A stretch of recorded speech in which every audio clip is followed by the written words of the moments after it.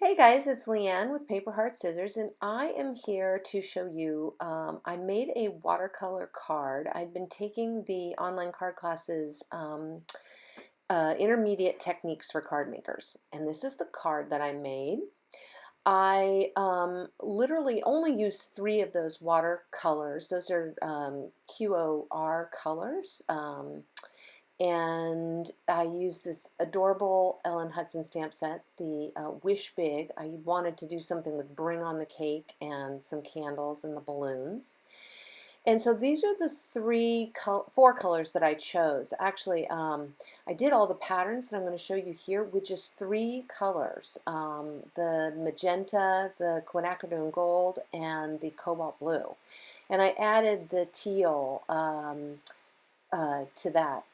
Said the supplies will be listed below. But I did a little design and kind of figured out where I was going to have my pieces, and I made a little mask for the top of the cake there, so that the candles would fit in, and then I could fill the line in later with black markers, so you can kind of see how I'm doing that. So the back of the cake will be behind the candles. And I literally just used a little piece of Post-it note, but what I did was I actually put it on the stamp. You can see me doing that. I stamp, get some ink on the stamp, and then remove the Post-it and put it down so that you have a really nice clean impression, and you just have that one little piece missing. You don't have to be all fancy. You could also put a little piece of paper, just stick a little piece of paper in there, but it's kind of thin and it's so hand-drawn looking. I didn't want to mess that up, and I thought I could do it with the black pen. So these are the three finished designs, and I'm going to get started watercoloring with you. And you can see I really sped this up. So I played around with a lot of color beforehand. I wanted to see, did I want to go with a green and a pink? I really had a lot of fun mixing the colors. And then when I got that teal out with the quinacridone gold and the quinacridone magenta, and again, I'll list those colors below for you, and then the cobalt blue, I really was kind of sold on three, and that was the teal, the gold, and the magenta. And you can see that you can get that gold to be a really nice yellow as well. It's not as bright as the magenta and the blue, but it kind of tempers it in a nice way.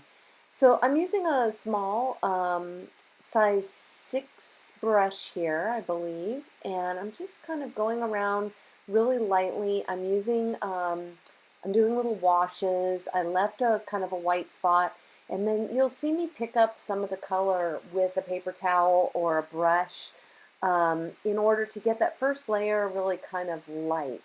And I'm also doing some negative painting where I will leave the white of the paper to be that very bright highlight. And so really just kind of practicing and having fun, and learning some of the things that I've picked up over the last few days in doing this class, which is a great class. And I will put the link to that below as well, because I've done quite a bit of watercoloring, not an expert at it by any means, but I'm still learning things here that I kind of just go all in, and she really shows you how to do washes and do layering and some wonderful techniques that if you really practice them, you can get quite good. So I'm just adding a little bit of teal to my cake here. One of the important things that I did learn is that, to really think about the fact that water, because the nature of it, you're creating a little path for it.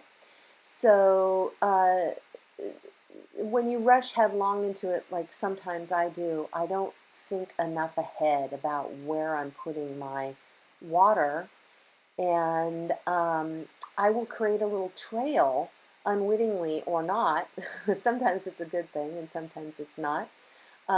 And I will create a place for that pigment to go. But you're seeing me here just kind of fill things in. On this one, it's a little bit stronger.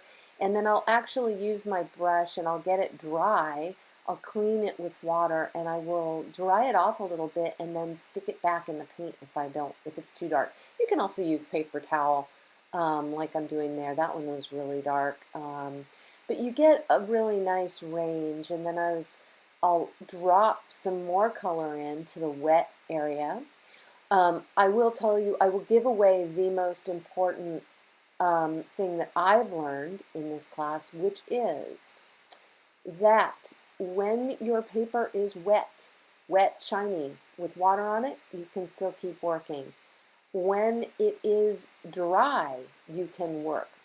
Do not do any work in that damp stage. You will get weird lines and clusters.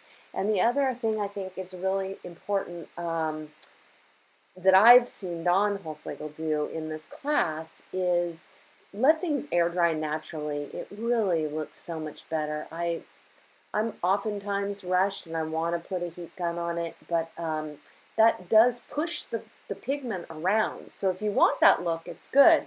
But if you want the pigment and the water to kind of seep into the paper and give you that really washy look, then just give it some time to dry by itself. So you can see me kind of lay in stuff and then pick it up if I don't like it, or add more water. Oops, no, so there's a good example. I actually decided I could make it that cake kind of coral colored, and I'll use that kind of peachy colored wash as the color of the cake, and then I'll go back in later and I'll darken up some of the other areas. So I'm trying to be really careful and patient and not mess it up. So now I'm moving back to the first one because it has dried, and I'm just adding my second layer. I'm adding some more depth of color in there and kind of staying away from that really bright highlight and giving it lots of tone. I really enjoyed doing this. I was having fun, and it's very simple. So as I said, I am not a professional watercolor. When I do it, I kind of march headlong into it, and I would advise you to do that. Just get in and have some fun with it. And it's really nice to use a stamped composition as your base. And I did choose black, but you can also choose a really light color or a contrasting ink color and paint over that. And you can see that I'm getting the magenta on this card. This card actually ended up being my favorite one, and the one that I did the final card with, I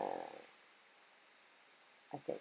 Anyway, and there I'm actually cleaning something up. I dropped a little bit of pink paint. It ran in there. I actually really liked how that pink kind of dripped out of the edge. It looks like raspberry filling or something in there, and then I kind of ruined it by filling it in.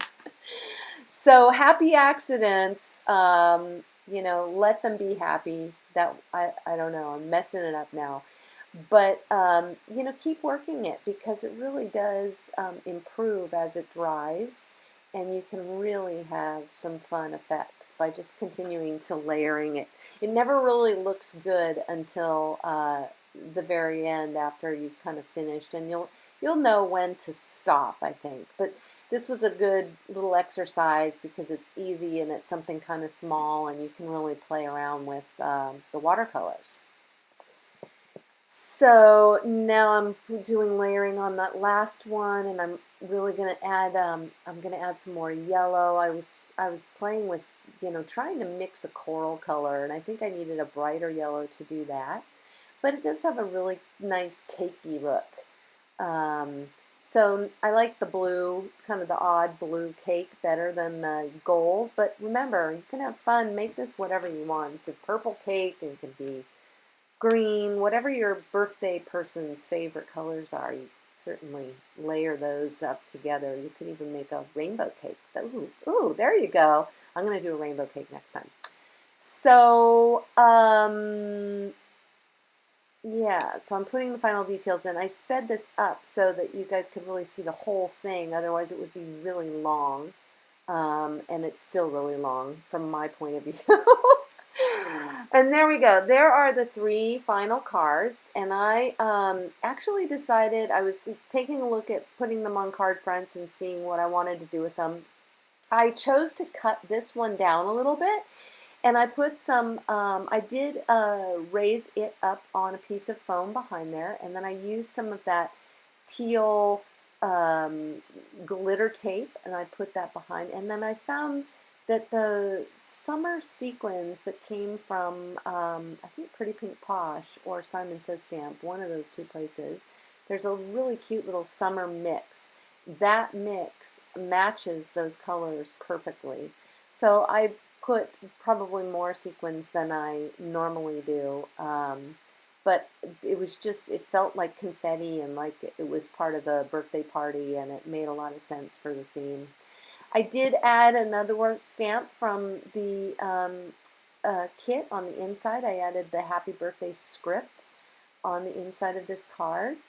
And I really just want to kind of share with you the wonderful class and kind of how it inspired me to, you know, do a little more watercolor with my stamped images. So that's the card for today, and I hope you enjoyed it and you will try some watercolor too. Supplies are listed below, and there is more on my blog. I hope to see you next week with the new card kit. Bye-bye.